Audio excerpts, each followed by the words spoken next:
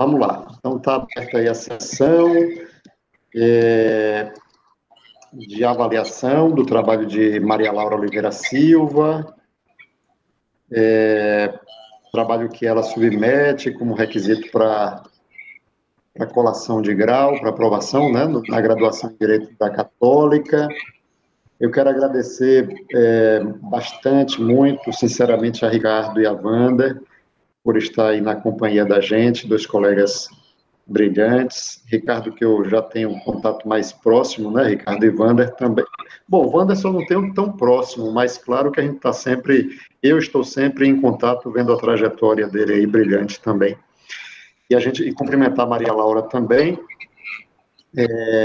ela que nos submete o trabalho intitulado Análise Crítica da Implementação do Imposto sobre Grandes Fortunas no Brasil, à luz do princípio de capacidade econômica e considerações acerca dos obstáculos à sua implementação. Laura, pelo que eu sei, vai compartilhar, né, Laura, um arquivo de apresentação. Compartilhe, por favor, para que eu lhe passe a palavra, antecipando que a gente vai fazer o seguinte, a dinâmica, se os colegas não discordarem, a gente vai ter 15 minutinhos para a Laura, ela vai fazer a apresentação, em seguida eu passo a palavra para a Wander, e depois eu passo a palavra em seguida para Ricardo, e aí a gente devolve para ela, para que ela faça as considerações. Eu vou lhe pedir só, Laura, para você dar um F5 aí, para ele ampliar. Você compartilhou a tela, não é isso? Isso. Veja se o F5... Você deu F5? Sim. Deixa eu... Ele ampliou para você? É porque... Deixa eu tentar fazer assim. Ver se aparece. É porque você quer agora? Você faz questão de ter o sumário aí do lado, é? Não, para mim não está aparecendo o sumário, não. Tá. Você vá nesse isso aí. Tá bom? Clique aí. Você clicou? Sim. Agora ficou cheio para você, né? Vá no compartilhar a tela de novo e compartilhe o que está cheio agora para você. Porque para a gente ainda não está cheio. Deixa eu tentar fazer de novo aqui, só um instante. Tá? Não tem pressa, não. É só você compartilhar a tela que estiver cheia. Vai te dar as duas opções.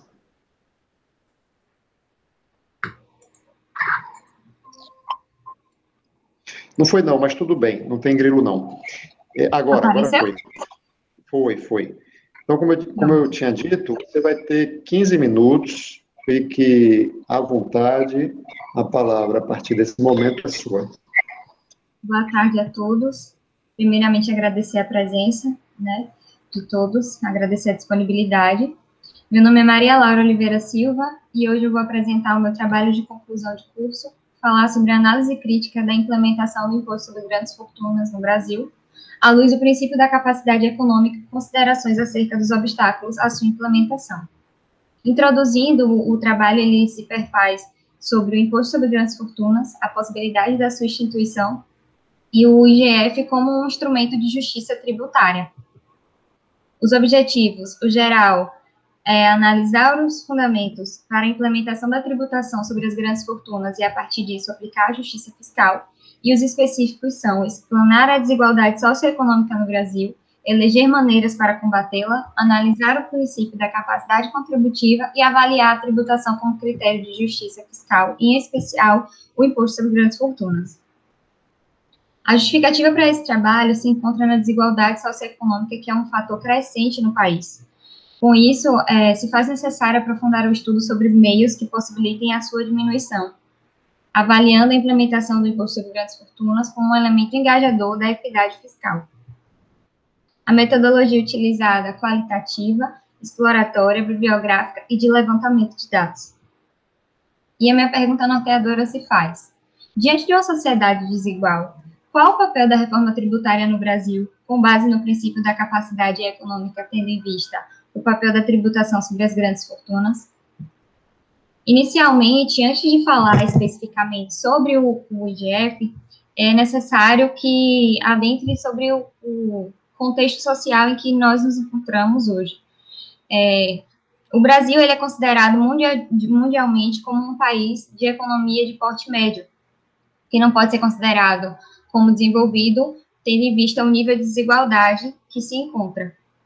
O índice de Gini ele é um dos mais conhecidos que ofere o nível de desigualdade de uma sociedade. A figura 1 mostrada à esquerda demonstra uma análise feita pelo IBGE entre o período de 2012 a 2019, que mostra o índice de Gini no Brasil. Esse índice ele tem a escala de 0 a 1. Quanto mais próximo de 1, mais desigual é a sociedade. No Brasil, vemos que essa desigualdade ela é alta e, inclusive, dentro do próprio país, existe uma variação entre as regiões, tendo a região sul como uma região menos desigual entre as demais. Logo, é notável que a tributação ela é intrínseca ao Estado. Por exemplo, o Piketty, em sua obra A Economia da Igualdade, ele já tratava da importância da tributação como um mecanismo de distribuição de riquezas, visando a redução da desigualdade. Em uma análise feita, uma pesquisa feita pela Oxfam Brasil e o IBGE, perdão, eu esqueci o nome do instituto, mas é feita pela Oxfam Brasil, junto com o Datafolha, em 2017, foi feita uma pesquisa de público em que a população entende, em sua maioria, concorda, que deve-se tributar as pessoas de maneira mais incisiva, concomitantemente com a sua relação de valores. Sendo assim, deve pagar mais impostos aqueles que têm mais condição de contribuir. De acordo ainda com o Durkheim, a distribuição de riquezas, ela, em uma sociedade, é resultante do funcionamento do seu ordenamento jurídico, que mais do que normas que tratam de propriedade, de aquisição, deve-se falar também sobre política e sobre a questão fiscal. Por essa razão, é necessário ponderar a composição de uma carga tributária no Brasil que, uma vez esteja evidenciada as inconsistências do sistema, como forma de compor uma verdadeira justiça fiscal. Dado isso, passo a análise do princípio da capacidade contributiva, ou princípio da capacidade econômica, como critério de justiça fiscal. A capacidade econômica ou contributiva, ela é formalizada como princípio constitucional que é decorrente do princípio da isonomia ou princípio da igualdade. E tem como base a máxima aristotélica de tratar igualmente os iguais e desigualmente os desiguais. Sobre a óptica tributária, Luciano Amaro, ele defende que devem ser tratados com igualdade aqueles que possuem idêntica capacidade econômica e com desigualdade aqueles que têm diferentes condições de contribuir. Resulta-se de tributos regressivos que o sistema tributário brasileiro atualmente ele tem a principal característica regressiva. E vale ressaltar que os tributos regressivos são aqueles que têm que a alíquota diminui com a proporção em que os valores a quais essa alíquota incide são maiores, tendo relação totalmente inversa ao nível de renda do contribuinte. E já os impostos progressivos são o contrário. Eles são aqueles que têm a alíquota aumentada à proporção que o valor da renda incidente. Sendo assim, ele é, em relação ao nível de renda da população, ele é positivo. Vendo a perspectiva da instituição do Imposto sobre Grandes Fortunas, temos que Piketty, ele reacendeu a discussão sobre o Imposto sobre Grandes Fortunas por defender a instituição de impostos acima das riquezas, incidente em riquezas e renda, o que permite uma redistribuição de riquezas e renda. Nessa perspectiva, a Constituição Federal, no inciso 7 do artigo 153, ele impõe a regulamentação do imposto sobre grandes fortunas. Com isso, podemos perceber que o legislador constituinte ele já se preocupava com a concentração de riquezas dentro do Brasil. E uma peculiaridade desse imposto é que ele é o único regulamentado pela Constituição Federal que necessita de uma lei complementar para poder vigorar. O Brasil, ele anseia, né, a população anseia pela implementação desse imposto, tendo em vista que algumas riquezas elas são acumuladas e não são produtivas. E assim, do ponto de vista da desigualdade social e econômica enfrentada no país, apurar a possibilidade de regulamentação do imposto sobre grandes fortunas acarreta várias vertentes positivas, no sentido de derrubar o atual sistema tributário regressivo, que onera as classes de menor poder aquisitivo, utilizando da tributação progressista para poder entregar ao Estado a minimização do drástico contexto de desigualdade em que se encontra o Brasil. A gente ainda tem a perspectiva de que a função social da tributação sobre as grandes fortunas, ela visa incisivamente a redistribuição de renda, reduzindo a desigualdade social e econômica, o que vai acarretar proporcionalmente a uma evolução e diminuição das discrepâncias entre as classes sociais. A partir disso, vale-se ressaltar os principais projetos de lei que visaram regulamentar e colocar em prática o imposto sobre grandes fortunas. O primeiro a ser destacado é o projeto de lei 202 de 89, o qual tinha alíquotas que variavam entre 0,3% a 1%. E, na época, a moeda eram cruzados novos e o limite de isenção eram 2 milhões de cruzados novos. O projeto de lei 277 de 2008, ele propôs uma base de cálculo com as mesmas diretrizes traçadas no projeto anterior citado. No entanto, a diferença entre os dois era que ele avaliava os ativos e créditos financeiros, realizando sempre a atualização desses valores. Também temos o projeto de lei 128 de 2008, que a ideia recaía sobre patrimônio das pessoas físicas e sobre espólio, que era composto de conjunto de bens, direitos, imóveis, móveis, fungíveis, consumíveis e semovíveis, em moeda ou cujo valor. Ainda temos alguns mais recentes, como o projeto de lei 534 de 2011, que tinha como estabelecido fato gerador do imposto a titularidade ao final de cada ano, ou seja, 31 de dezembro de cada ano civil, o patrimônio no valor superior a R$ 2.500.000. Ainda, o mais recente, que eu consegui elencar com mais informações, foi o projeto de lei 315 de 2015. Esse projeto, ele compreende a base de cálculo inicial mais alta do que os demais, o qual o patrimônio estipulado seria cujo valor ultrapassasse 50 milhões de reais. O que se identifica em análise desses projetos é que, em verdade, todos eles foram elencados similarmente, com a mesma imposição, mesmas diretrizes, apesar de cada um ter as suas peculiaridades, como, por exemplo, a base de cálculo.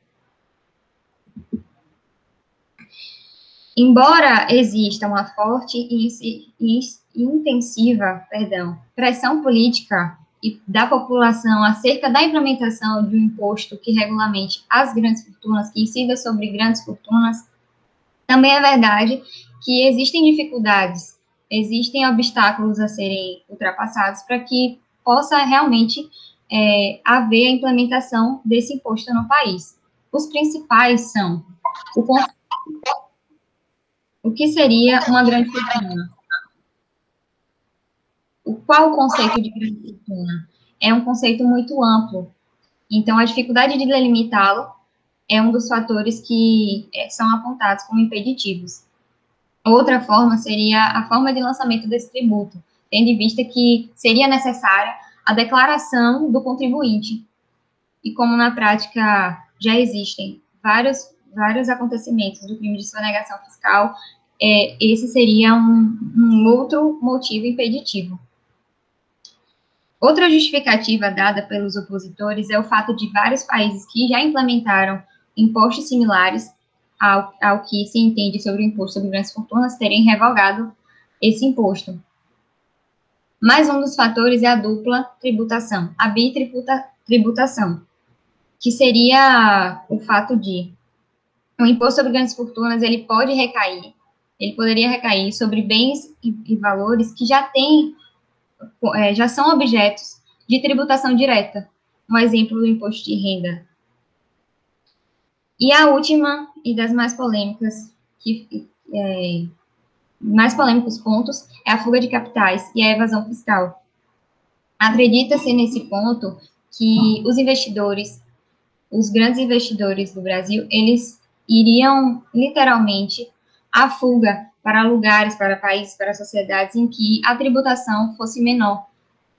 O que pode se perceber diante de tudo isso é que, em verdade, em se comparando o Brasil e os projetos de lei que têm como objetivo a implementação do imposto sobre grandes fortunas, é que a alíquota comparada com as alíquotas dos outros países tem uma discrepância muito grande. Então, pode-se descartar, pode-se não sobressair esse ponto negativo para a não implementação do imposto. Ainda tratando disso, é importante trazer levemente um estudo comparado do sistema tributário brasileiro e a experiência internacional.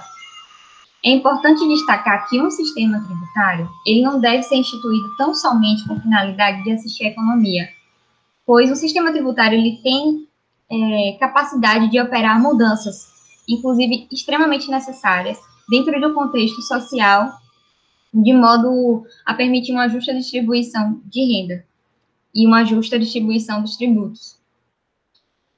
O sistema tributário brasileiro, como eu havia falado anteriormente, ele tem uma característica visível de regressividade.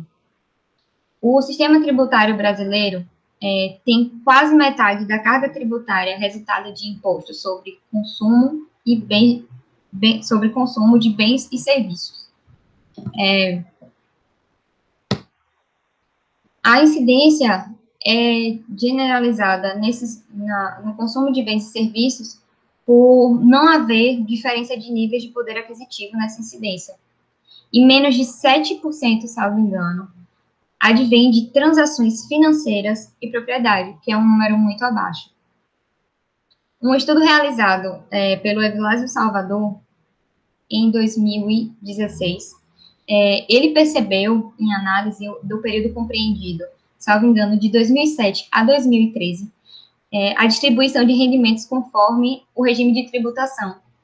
E os dados juntados por ele revelam de forma nítida que os declarantes de maiores rendas são aqueles que se beneficiam das reformas e das mudanças realizadas nas leis tributárias desde 1995. De acordo com esse estudo, foi possível perceber que quanto mais elevada a renda, maior a proporção de rendimentos isentos e não tributáveis. Ainda tratando do estudo comparado, eu trouxe a nível de informação básica alguns dos principais paradigmas da tributação fora do país que se equivaleria ao imposto sobre grandes fortunas ou que ajudou a idealizar o inciso 7 do artigo 153 da Constituição Federal. Na Inglaterra, que foi o país prespulsor do imposto sobre grandes fortunas, nos anos de 1154 e 1215, com a Carta Magna Libertatum. Na Alemanha e na Suécia, também houveram a criação de impostos progressivos e anuais sobre o sistema de capital, que ocorreu no século XIX, no final do século XIX. E a França instituiu, me perdoem pela pronúncia, porque eu realmente não sei exatamente qual a pronúncia, o imposto sur les grandes fortunes, que se deu no início do ano de 1982, que inclusive foi o país, né, foi o imposto que realmente deu a ideia, deu o engate para a instituição do Imposto de Grandes Fortunas na Constituição Federal de 88. Acerca das minhas considerações finais sobre o trabalho, foi possível concluir que existe uma necessidade real de distribuição de riquezas que estão concentradas nas mãos de poucos. Vale frisar que se faz necessária no Brasil, realmente, a instituição do Imposto sobre Grandes Fortunas e uma reforma tributária baseada nos princípios da capacidade contributiva e no princípio da isonomia. Desse modo, a utilização do Imposto sobre Grandes Fortunas no Brasil respeita os princípios da capacidade econômica, da justiça tributária, frisando os direitos fundamentais, os direitos básicos, a justiça tributária e a equidade entre as classes, tendo um papel imprescindível no desenvolvimento da igualdade de fato e, sobretudo, da melhoria de vida de parcela da população que é enorme, que vive à margem da sociedade sem perspectiva de melhoria de uma vida digna. Muito obrigada pela atenção, espero que vocês tenham gostado do tema, tenham gostado do que eu escrevi e da minha apresentação. Muito obrigada. Ótimo, Laura. Boa, parabéns. Acho que vocês devem ter notado, eu tive um problema aqui, coisas que a gente não sabe explicar da internet, caiu aqui, mas aí eu voltei. Tá bom. Oi? Posso voltar para a chamada? Pode o quê, Laura? Desculpe. Voltar para a chamada? Pode tirar a tela, se é isso que você perguntou, que eu não entendi muito bem, pode tirar o compartilhamento. Bom, vamos lá, eu vou passar então, parabéns mais uma vez, eu só pedi para isso, eu ia pedir para você fechar o microfone, vou passar então para Wander, para ele iniciar com as considerações. Wander, que é nosso colega na Católica, professor, é mestre também, né, pela Católica em Políticas Sociais, advogado militante nessa área, principalmente Direito do Trabalho, e bastante atuante também aí na OAB, conselheiro estadual, salvo engano, não sei se reelegeu, né, Wander, salvo engano, recentemente.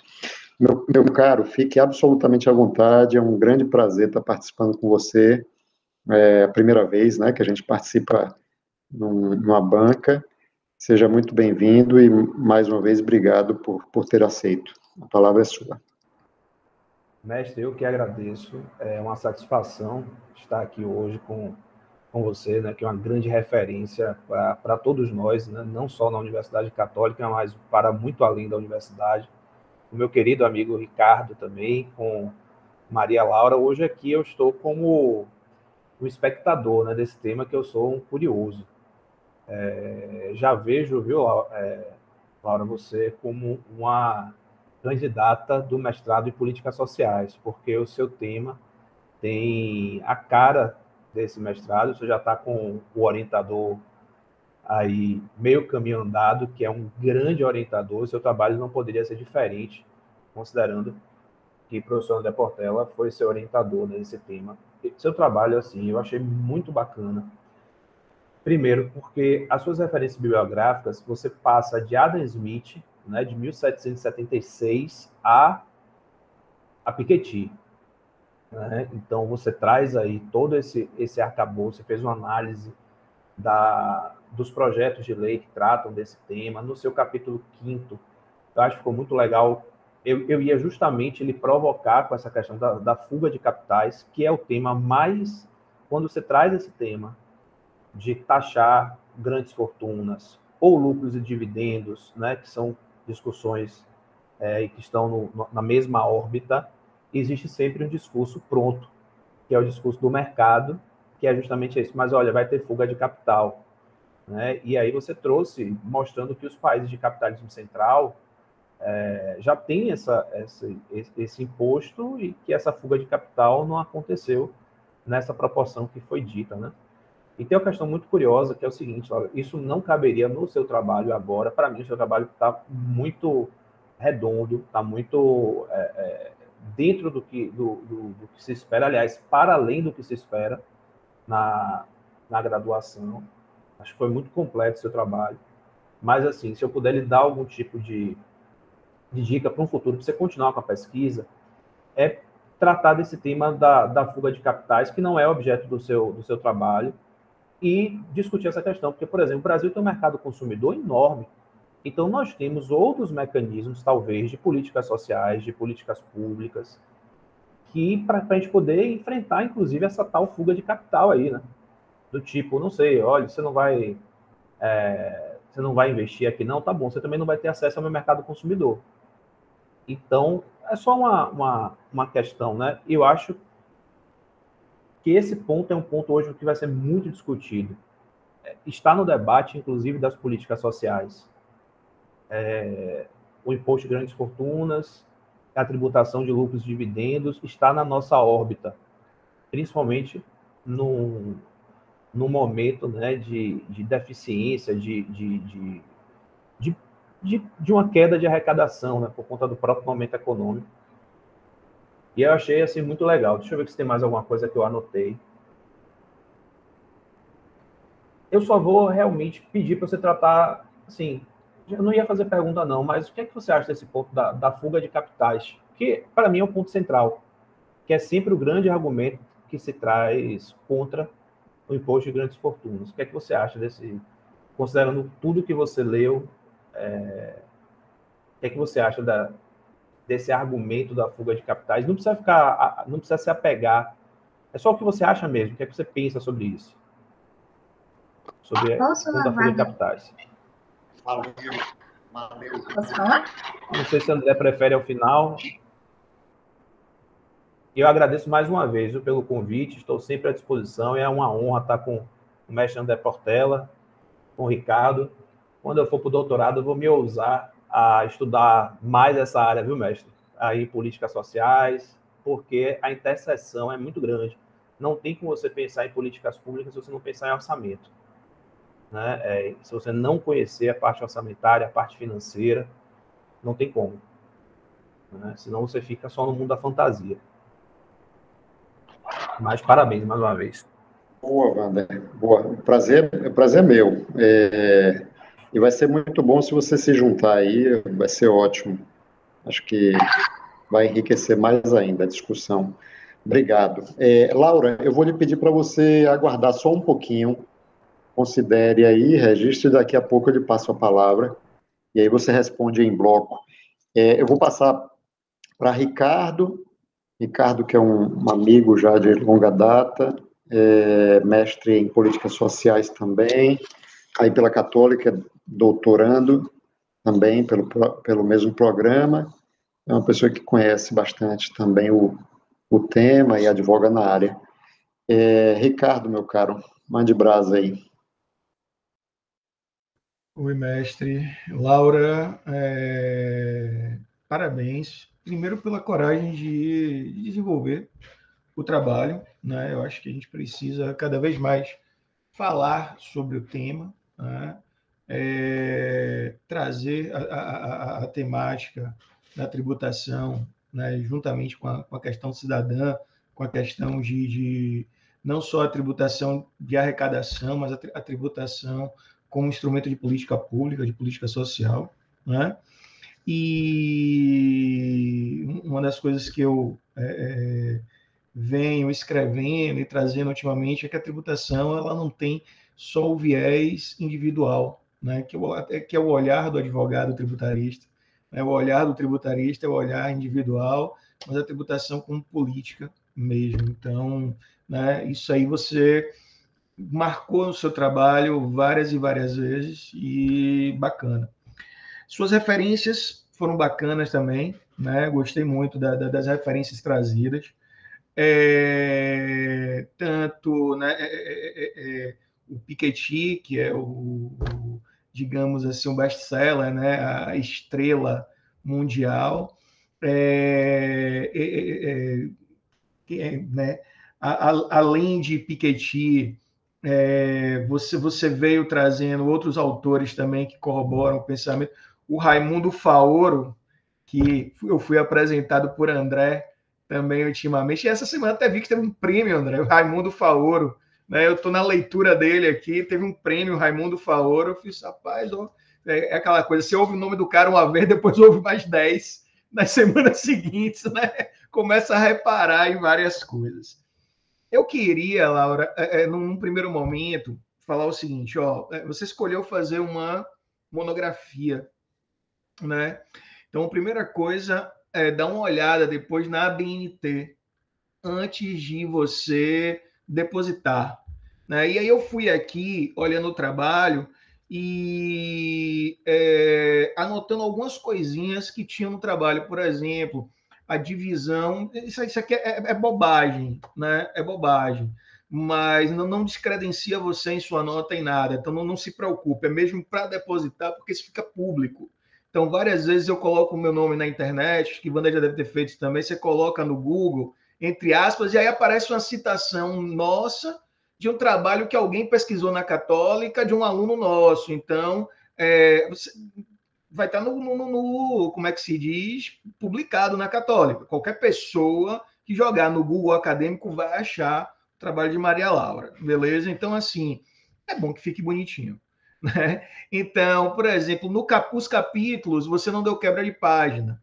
Então, é como se fosse artigo científico, e é uma monografia. Então, é um detalhe que eu corrigiria aí, né? Por exemplo, aspas nas citações diretas, quando você fez, né, a citação direta recuada, subtópico em minúscula com negrito. São coisas que são bobas, mas que se você pedir alguém, né, que faça essa questão de formatação com a BNT, vai ficar bacana. Outra coisa também, você misturou as suas citações em autor-data e em numérico. Então, assim, tem hora que você coloca alguém com autor-data, né, 2013, né, página tal, e tem hora que você vai e coloca o sistema numérico lá embaixo, né? Então, ficou uma mistura, né, da sua metodologia no caso dessa questão de formatação. Então, assim, dá uma olhada nisso, né? São algumas ressalvas, eu fui pintando tudo aqui, né, que eu fui achando durante a leitura, um pouquinho de, como é que se diz, toque com essas formatações, né? O cara vai criando esse hábito, esse toque, acho que Wanda deve ter. André, eu tenho certeza que tem, né? Mas a gente vai lendo e vai pontuando, pô, isso aqui, e aí vai identificando, então só porque realmente isso é importante. Beleza? Sobre o trabalho, eu gosto da temática, né? A temática da questão do imposto sobre grandes fortunas. Você ouviu que você foi enfrentando, fazendo essa questão da capacidade contributiva, mais propriamente o imposto sobre grandes fortunas. Eu vou dizer o que é que eu senti falta no seu trabalho. Primeiro detalhe. Eu senti muita falta da repercussão econômica. O imposto sobre grandes fortunas, dentro, né? Vamos lá, vamos instituir, mas ele tem repercussão econômica, né? Além de ele tem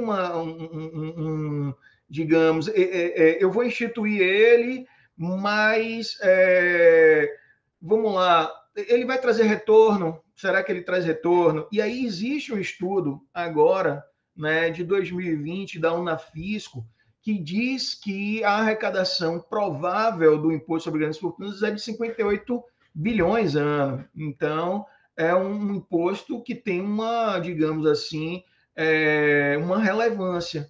Por que até hoje não foi instituído? Então, economicamente, o imposto é relevante, né? E a gente vê que os grandes debates em matéria tributária são de tributos relevantes. Tributo que é irrelevante, ninguém discute. O cara não está nem aí. Então, o imposto sobre grandes fortunas, ele é relevante. Então, esse estudo da Unafis, se quiser, depois até te mando, eu citei no artigo recentemente, né, publicado agora em 2021, esse estudo, né? Então, ele tem essa relevância. Então, isso aí, para mim, faltou no trabalho, né?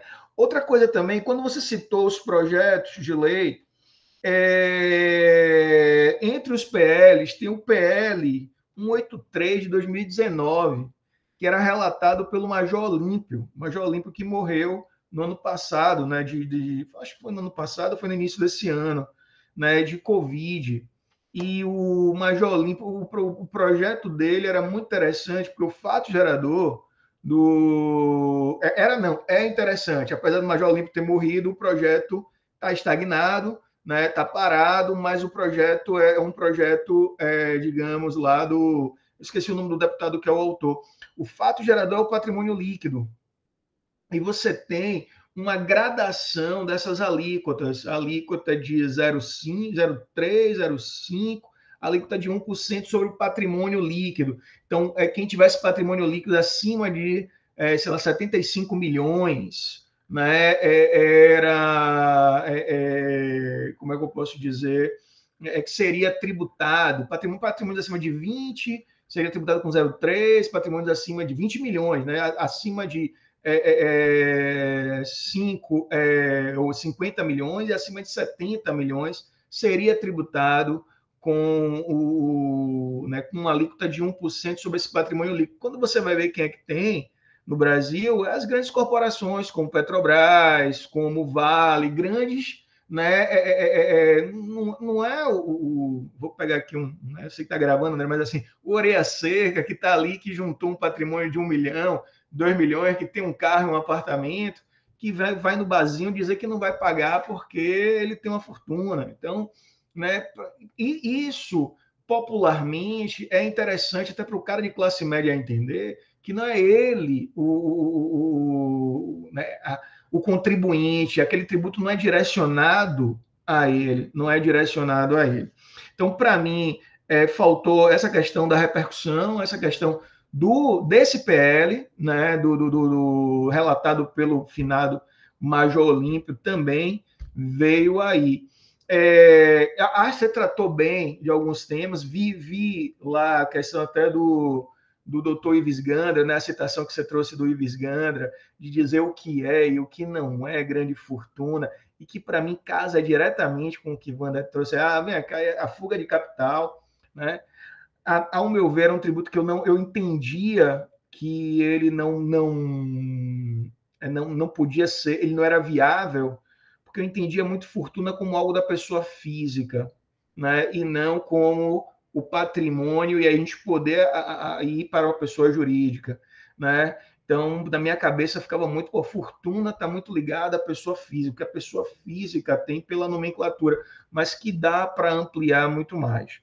Assim, são considerações sobre o trabalho para ampliar mesmo, é algo que está na ordem do dia com a reforma. Até um momento também, rapidamente, no trabalho, que parece, tem duas coisinhas que são interessantes. A população clama o IGF, eu vejo que o IGF é um pouco popularesco de você dizer, não, eu quero falar o IGF muito pelo governante, naquele momento de eleição, porque isso agrada, mas eu não vejo a população em si entender a importância do IGF. Por isso que eu acho importante falar das faixas, para que o indivíduo em si entenda, não é você, o IGF é direcionado a outro público, né? Então não é você, que isso fique muito claro. E também tem um momento que você está falando da reforma e a intenção das reformas não são reformas meramente de simplificação, que até você falou, eu acho que no texto, que uma lidazinha dá para corrigir, entendeu? Mas a intenção da reforma, uma passagem assim, o objetivo da reforma seria uma justiça fiscal. Né? Nenhuma reforma teria esse objetivo. E logo embaixo você vem falando que seria a simplificação. Eu fiz, será que teve digamos assim, eu vi que você entendeu que as reformas são de simplificação, mas na leitura parecia que a reforma era para a justiça fiscal. Nenhuma reforma tem objetivo de justiça fiscal. Nenhuma das que foram propostas, nenhuma das que tramitam atualmente, nenhuma das que já tramitaram, todas pensam em conformidade tributária, todas pensam em ajuste de obrigações acessórias, conseguir reunião de tributo. Então, é o nosso sonho uma proposta que tenha que pense né, nessa justiça, numa aplicação de justiça fiscal. Não tenho pergunta, eu vou deixar você com a pergunta de Wanda. Eu fiz considerações mesmo para engrandecer, acho que essa parte da repercussão é bacana. Também dá uma olhadinha nessas atualizações do que foi de projeto. Eu fui orientador de uma menina de Thaís Nadine, e a gente trouxe até, se depois você quiser dar uma olhada no trabalho de Thaís, é um artigo, né? Foi um artigo, dá para pegar algumas coisinhas ali de relatório dela mesmo, e engrandecer, porque seu projeto tem tudo para sair da graduação e ir para os ares aí da pós dos programas. E você já está bem encaminhado aí com o professor André, né, que eu tenho a honra de ter sido orientando no mestrado e sou agora aí orientando no doutorado também. Viu? Então, parabéns, Laura. Foi só mesmo para contribuir para o trabalho engrandecer, certo? Quero que você compreenda. Eu fico com medo, às vezes, do aluno sair daqui pensando, não, pô, o cara vai destruir minha nota. Não tem nada disso, né? Mas é para o trabalho engrandecer. O trabalho está bacana, dá para engrandecer, depois condensa, transforma em artigo, que é mais fácil de publicar, né? E já esse projeto você já caminha para propor no ano que vem, né, para o mestrado, né, que vai ser muito bem aceito. Tá bom? Parabéns, querida. Obrigada. Muito bom. Eu vou passar para a Laura, mas antes eu vou... Ricardo falou de um livro, me ocorreu outro, por conta de Wander ter falado do histórico aí de que Laura foi até para... Foi de Adam Smith até Piketty. Tem isso aqui, ó. Eu ia falar que era para Laura, mas para todo mundo, não sei se vocês conhecem, vale muito a pena, ó. John Kenneth Galbraith, A Era da Incerteza, é um livro publicado lá na década de 70, e Galbraith é um dos maiores economistas. É um intelectual, erudito e tal, mas é sobretudo um economista, talvez o maior nome um dos grandes nomes da economia do século XX. Ele é um historiador da economia. Vale muito a pena. Aí tem esse livro, ele tem vários livros, mas tem esse livro aí, e ele parte lá de Adam Smith. E tem essa série da BBC. É uma série de lá da década de 70 também, 76. Mas vale a pena, tá? No YouTube vale a pena para esse contato aí. Laura, eu acho que poderia pegar as férias para ver essa série aí. Vamos lá, Laura, fique à vontade. Só um segundinho, André. Ela citou o Fagnani, o Eduardo Fagnani, durante o trabalho, e também foi uma das coisas que me impressionou, porque ela trouxe o Fagnani. Faltou trazer o Fabrício. Fabrício é que eu estou me divertindo agora com o Fabrício Oliveira, então faltou também. Depois anota o nome do Fabrício, né? Está aqui do meu lado, é o Fabrício Augusto de Oliveira. Ele escreve muito com o Eduardo Fagnani, né? Fabrício Augusto de Oliveira, né, que é engraçado, Wanda, porque eu fui lendo o Fabrício, o André está conversando comigo aqui na leitura de Fabrício, acho que o Fabrício copiou o André em algumas coisas, ou o André tinha lido também, mas eu falei que você não conhecia, não foi, André? Na hora que eu falei com depois você. eu lembrei, porque, inclusive, o Fagnani eu vejo muita coisa dele, leio. Ele é economista do Instituto de Economia da Unicamp, é o pessoal... Da Unicamp, exato. O pessoal keynesiano. Vale muito a pena, é muito bom. Muito, não, eu estava lendo ele esses dias, eu falei, pô, mas isso aqui foi a conversa que eu tive com o André, rapaz. São bons. Pode pegar que são bons. Vamos lá, mande brasa, dona Laura.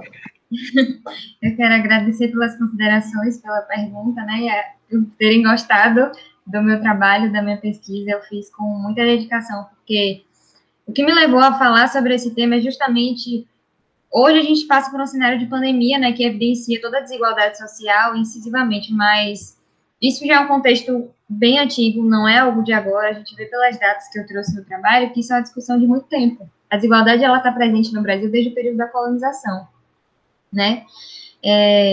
Falando um pouquinho, só para poder contextualizar, para provar um roteiro, a questão, professor, da simplificação da justiça fiscal, a justiça fiscal seria o que nós deveríamos buscar, o que é que a reforma tributária deveria trazer? E, na verdade, ela traz a simplificação do sistema. que ajuda, mas não seria o ideal. Eu tentei trazer isso, mas eu vou dar uma lida melhor sobre essa parte. E sobre a fuga de capitais, o que eu acho é que a fuga de capitais não vai acontecer por conta de um só imposto.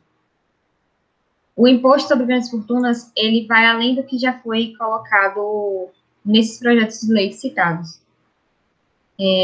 Eu acho que a fuga de capitais, ela não vem somente por causa da instituição de imposto, tendo em vista que fora do país, os impostos similares, ele tem alíquotas e a tributação é muito mais incisiva, as alíquotas são muito maiores. Em questão de colocar isso no papel e fazer os cálculos, realmente, o valor é muito superior. Então, eu acredito que não haveria uma retirada de investimentos, até porque, assim como tudo tem o seu lado, o seu ponto e o seu contraponto, a imposição do imposto sobre grandes fortunas poderia acarretar uma nova iniciativa para impulsionar também os investimentos. Um ponto e um contraponto. Essa é a minha visão. Eu acho que uma alíquota de até hoje discutida até 1%, 1,5%, não seria tão superior como 20%, salvo engano, da França. Então, apesar de muitos países não terem mais a instituição do imposto sobre grandes fortunas, o que seria equivalente, eu acredito que os países que ainda instituem mostram que essa fuga de capitais ela não acontece dessa forma. Ela não vai ser uma evasão fiscal em que metade dos investidores que estão no Brasil hoje vão sair simplesmente por causa de um só imposto. E considerando os pontos positivos, aí é o estudo que o governo e os economistas vão fazer para poder instituir o imposto, que ao ponto que seja instituído o imposto que ressaia sobre essas propriedades que estão paradas, essas fortunas que são improdutivas, tenha também uma produtividade no investimento das indústrias e demais atividades econômicas no Brasil. Teve alguma coisa, acho que você respondeu aos dois já? Ou foi impressão minha, você referiu? Beleza. E também, professor Ricardo, eu já até conversei com o professor André, e a gente tem um projeto aí, foi falado rapidamente, sobre não fazer como artigo, mas publicar como livro. Então, a gente vai acrescentar muito mais coisa aí ainda. Vai vir porque a gente na verdade, eu tive o receio de falar muito e acabar fugindo do tema central, que seria justamente a debater a instituição do imposto, tendo em vista que o sistema tributário, hoje, na prática, ele não visa essa equidade, ele não visa tributar aquele pela condição do contribuinte. Tanto que a incidência sobre bens de consumo é muito maior e incide diretamente na população que menos tem condições de comprar. São os utensílios básicos de todos os dias. Você vai no mercado, numa loja simples, e você vê que a taxa de imposto ela só sobe. E são os maiores impostos. São o maior número de impostos é sobre isso daí. E a capacidade contributiva, ela não visa isso. Ela visa que cada contribuinte deve pagar a condição que ele tem. E aí tem o paraíso fiscal, a questão da isenção fiscal, que é recorrente, que é presente no nosso sistema. Boa. Só uma observação. Eu acho muito bacana assim, você ter escolhido esse tema. A minha contribuição nesse tema é muito mais no âmbito da luta política do que da questão acadêmica. Porque minha área de predileção, de estudo é outra, que é a questão do trabalho. E tem interseção direta também com as questões das políticas públicas, porque você não pensa política pública do trabalho sem pensar política fiscal também. Uma coisa está umbilicalmente ligada à outra, né? E eu me lembro quando você me convidou para a sua banca, foi porque em uma aula de trabalho a gente estava comentando sobre isso, né? E aí a gente estava falando sobre essas discussões, né? Que a questão do trabalho perpassa também por uma discussão fiscal, de orçamento. Você tem que entender o que é que você pode incentivar. O André falou do keynesianismo, né? É a área que eu me inclino mais um pouco, então eu acho que o Estado tem esse papel de tutelar as políticas públicas em relação ao onde é que vai ser investido, o que é que vai ser feito, qual é a questão o pessoal chama de neodesenvolvimentismo também, né? Então, tem esse ponto que lida muito com a tributação. E eu percebo que hoje faltam pessoas gabaritadas para, inclusive, discutir com o legislativo. Eu tive a experiência, vou contar da maneira bem rápida. para tratar de um ponto de uma medida provisória.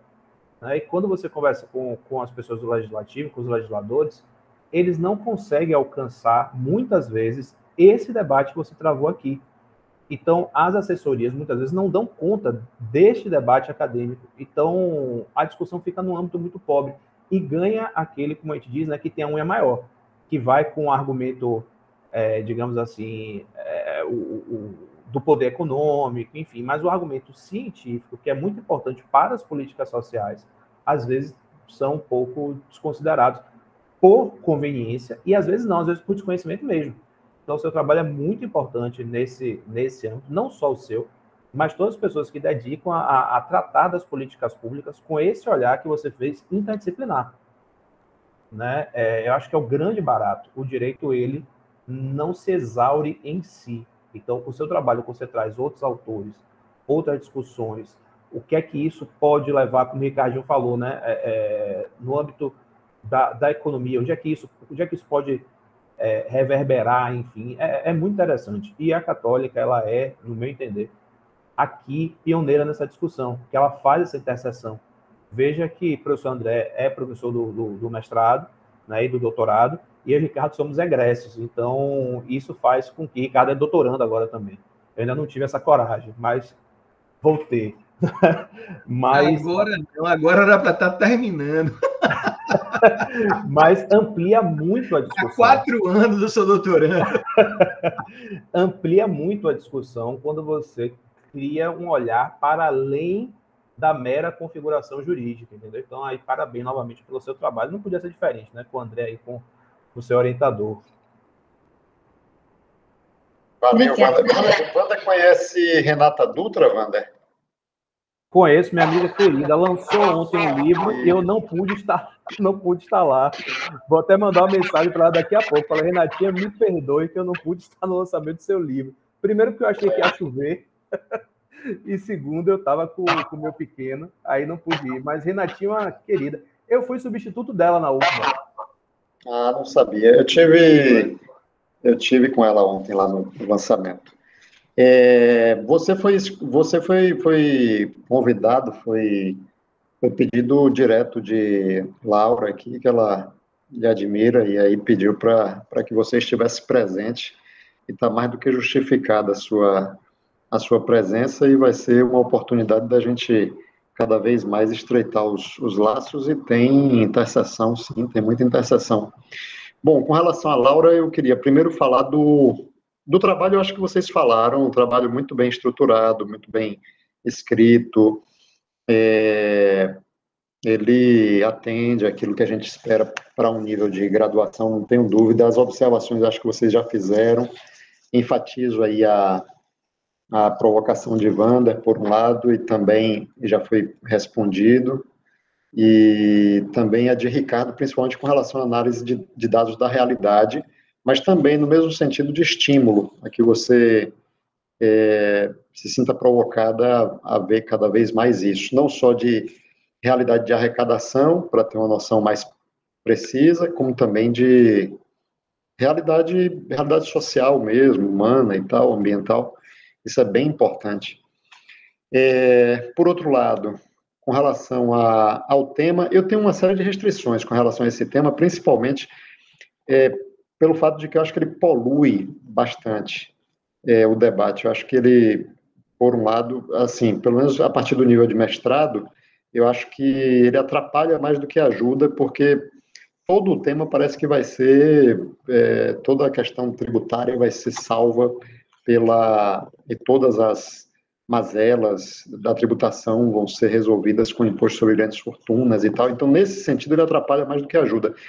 Mas eu acho que no nível principalmente da graduação, do primeiro momento, de um primeiro contato, de acordar um pouco para a realidade, eu acho que ele é um bom começo, é um bom convite, e acho que você foi muito feliz com relação à escolha do tema. Não que eu não concorde com o imposto, pelo contrário, até pelas razões que Ricardo colocou aí também de impacto arrecadatório, na verdade, por outro lado, eu acho que não tem muito, eu tenho dificuldade de entrar na discussão sobre se deve ou não instituir imposto sobre grandes fortunas, porque eu acho que é uma coisa elementar, não tem... Se você considera a tributação sobre patrimônio e renda no Brasil, porra, você falar em um imposto sobre grandes fortunas que vai de 0,5% a 1,5% para a partir de 20 milhões, 22 milhões, não vejo razão para a gente ter tanta polêmica em resistir à implementação sob argumentos como esse daí de fuga de capitais e tal. Me parece que não faz muito sentido. A pessoa tirar do Brasil 50 milhões, porque vai ser tributado em 1,5%, para colocar onde? Você tangenciou isso. Para colocar onde? Vai colocar em paraíso fiscal? Vai produzir de quê? Com o mercado consumidor que tem no Brasil de mais de 210 milhões de habitantes. Vai botar na Europa, onde a tributação sobre renda e patrimônio não é inferior a 30%, sobre patrimônio, incluindo transmissão. Vai colocar nos Estados Unidos, que também é alta, ou vai botar na África, onde a tributação é de 15%, mas não oferece nenhum tipo de... Então, é um negócio meio... não me parece fazer muito sentido. O argumento é, quando você analisa a realidade, ele vai caindo por si mesmo. Bom, mas, por outro lado, o terceiro conjunto, né, de observações é com relação a você. Wander, eu sei que foi seu professor, Ricardo, eu não sei, talvez tenha sido também, eu não lembro. Então, cabe a mim, talvez, fazer aqui na banca, principalmente na condição de orientador, falar da orientanda, do perfil. Eu acho que você mostra muita maturidade. Primeiro que você mostra muita disciplina, muita competência e assim, muita vontade de fazer e de acertar. Eu acho que isso é muito importante. Aliás, só abrindo parênteses e agradecer o agradecimento que você fez aqui. Mas, como eu ia falando, você tem uma maturidade, você já tem alguns raciocínios, tem algumas categorias que você já considera, que não deixa de surpreender pela pouca idade que você tem, né, bem jovem, e já ter um olhar, assim, para algumas questões que eu acho que, em geral, se tem depois de um grau de maturidade um pouco maior, o que é excelente para você. E é o que Ricardo e Wander colocaram, olhar para outros saltos, né, para outros degraus agora, em especial aí mestrado, doutorado, se for a sua intenção, eu acho que tem tudo para seguir por aí. E dizer que para mim foi um prazer, foi ótimo, eu gostei muito também do contato ao longo desse semestre e desejar a você, de antemão, muito sucesso e muita sorte. Eu vou, Laura, fazer o seguinte, a gente vai fechar a câmera para não ter que interromper a gravação, a câmera e o microfone, ou pelo menos só o microfone, e a gente vai deliberar por WhatsApp bem rapidamente. Eu vou ter que abrir um grupo, eu tinha que ter tido essa ideia, mas eu abro o grupo aqui rapidinho, e aí a gente conversa, tá bom? André, não é mais fácil Laura sair? Eu saí. Ela sair, não, mas tá gravando. Você manda um zap para ela volta. Tá gravando. Eu posso fazer o seguinte também, eu posso criar aqui rapidinho um link. E aí mas aí, André, a gente paralisa a gravação e volta depois.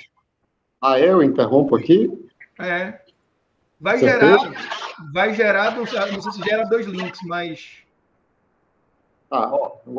Se vocês quiserem, eu criei aqui um link alternativo. Wander, crie um grupo se você tiver facilidade no WhatsApp, senão eu crio aqui rapidinho. É rápido, coisa rápida. Peraí, a gente faz logo aqui, porque eu acho que vai gerar 2 links, Ricardo. E aí, deixa só esse. Pronto, porque então a gente paralisa aqui e manda um link para outro encontro, né? Para outro... Foi isso que eu fiz. O que o Wander fez agora. Porque então, a gente fecha aqui os nossos microfones e nossas filmagens, eu ponho aqui do lado e a gente entra no outro link. Vamos lá. Professor, rapidinho. A ata que o Cristiano enviou, eu não posso preencher, o orientador que precisa colocar o nome dos examinadores e tal. Ele está em Word? Tá no formulário do próprio Google. Eu vou enviar o link para o senhor. Tá, depois você me manda e você me cobra essa semana. Tá. A gente faz. Precisa ser enviado no final da apresentação. Tá, beleza. Deixa eu ir lá. Pronto, mas aí você fecha seu microfone aqui e sua câmera, a gente se fala no outro. Tá. Pronto.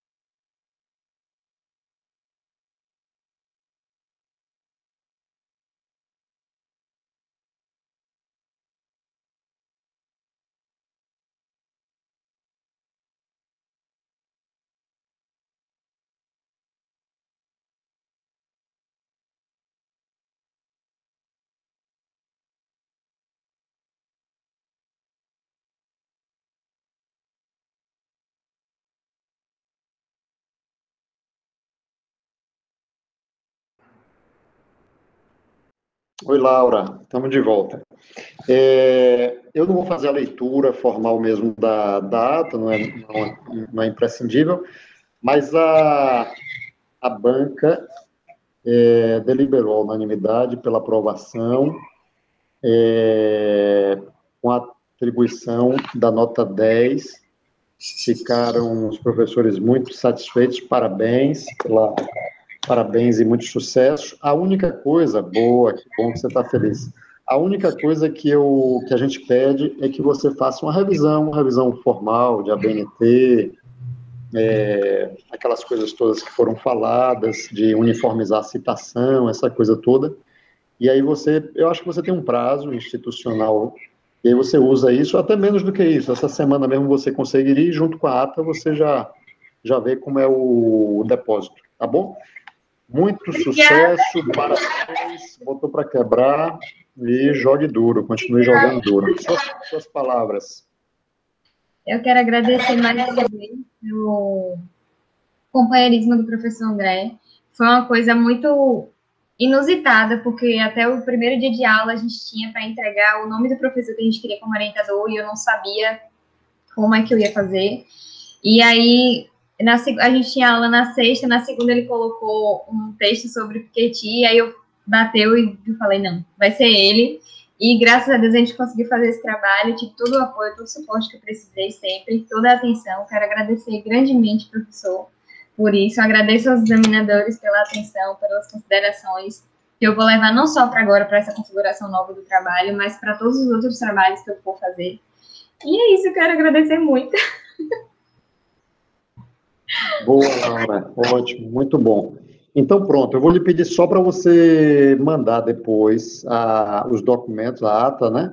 E ficar monitorando, ficar me cobrando essa semana. Lá para quinta-feira, sexta no máximo, eu consigo de passar tudo e eu peço também a Ricardo e a Wander para assinarem e encaminhar logo.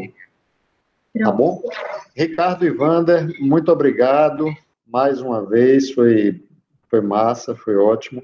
E até uma outra oportunidade. Laura, mais uma vez, muito sucesso, parabéns, tudo de bom. Valeu. Pessoal, parabéns, Laura, mais uma vez, viu? Obrigada, pessoal. Laura, parabéns. Boa tarde, boa noite a todos. André, até daqui a pouco. Até daqui a pouco. Tchau, tchau. Um abraço, André. Um abraço, Ricardinho. Valeu, Andinho. Tchau. Até mais. Tchau, tchau. Professor?